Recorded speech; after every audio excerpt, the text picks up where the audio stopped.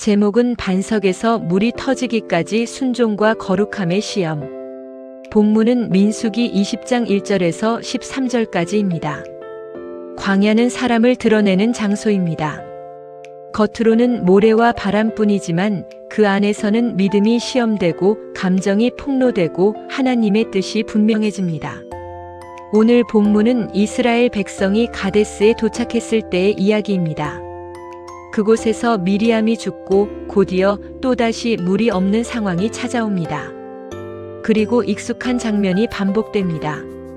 백성의 원망, 지도자의 고통, 하나님의 명령, 그리고 결정적인 실수. 이 사건은 단순한 물 사건이 아닙니다.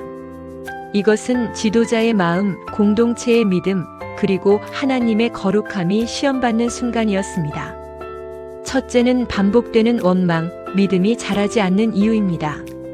물이 없자 백성은 다시 모세와 아론을 향해 소리칩니다.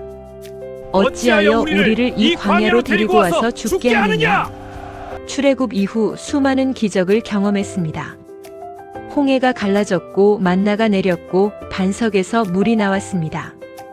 그런데 상황이 어려워지자 과거의 은혜는 사라지고 불평만 남습니다.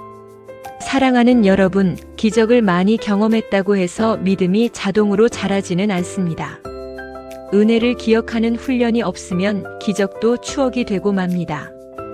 우리도 그렇지 않습니까? 어려움이 오면 왜 또 이런 일이? 하며 과거의 도우심을 잊어버립니다. 광야는 물이 없는 곳이 아니라 기억을 잃어버린 마음이 문제인 곳입니다. 두 번째는 모세의 분노와 지친 지도자의 마음입니다. 모세와 아론은 회막 문 앞에 엎드립니다. 그리고 하나님의 영광이 나타납니다. 하나님은 분명히 말씀하셨습니다. 지팡이를 가지고 회중 앞에서 반석에게 명령하여 물을 내라. 이전 르비딤에서는 반석을 치라고 하셨습니다. 그러나 이번에는 다릅니다. 이번에는 말하라고 하십니다. 그런데 모세는 백성 앞에 서서 말합니다. 반역한 너희여 들으라. 우리가 너희를 위하여 이 반석에서 물을 내랴? 그리고 그는 반석을 2번 칩니다. 물이 쏟아져 나옵니다. 백성은 목을 축입니다. 겉으로 보면 문제 없어 보입니다. 그러나 하나님은 말씀하십니다.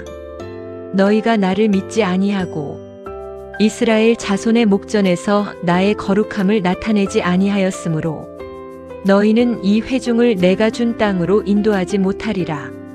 왜 이렇게 엄중하셨을까요? 모세는 분노로 행동했고 하나님의 방식을 따르지 않았고 무엇보다 우리가 물을 내랴라고 말함으로써 영광을 하나님께 온전히 돌리지 않았습니다. 순종은 결과가 아니라 과정입니다. 물이 나왔다고 해서 순종이 된 것이 아닙니다. 하나님의 말씀 그대로 행하는 것이 순종입니다. 세 번째는 하나님의 거룩함 작은 불순종이 아닌 큰 의미라는 말씀입니다. 하나님은 나의 거룩함을 나타내지 않았다고 말씀하십니다. 지도자의 작은 분노, 순간의 감정, 조금의 과장된 말 한마디. 그러나 하나님은 그것을 가볍게 보지 않으셨습니다. 왜냐하면 지도자는 하나님의 성품을 대표하기 때문입니다. 백성은 모세를 통해 하나님을 보았습니다.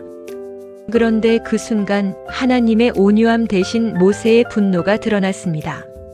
사랑하는 여러분, 우리는 모두 누군가에게 하나님을 보여주는 사람입니다.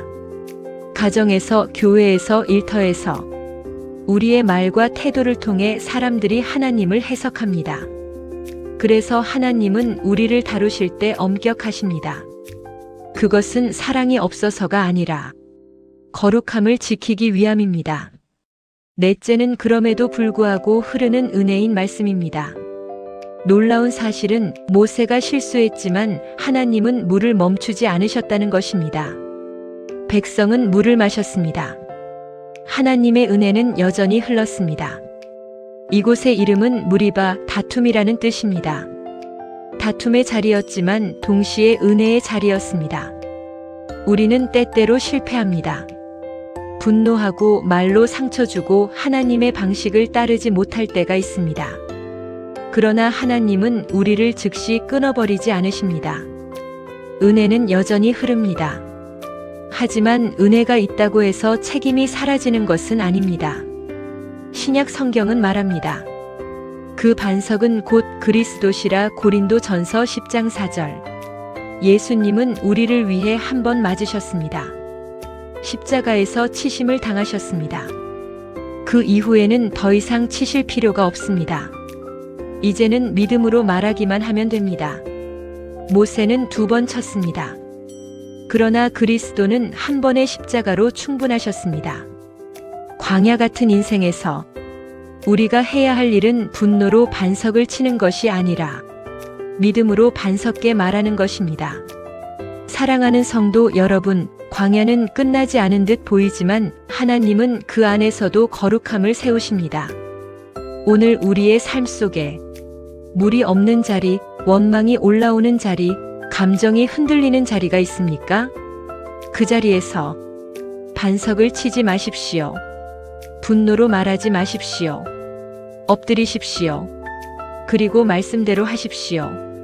그러면 다툼의 자리에서도 은혜의 물은 반드시 흐를 것입니다. 아멘.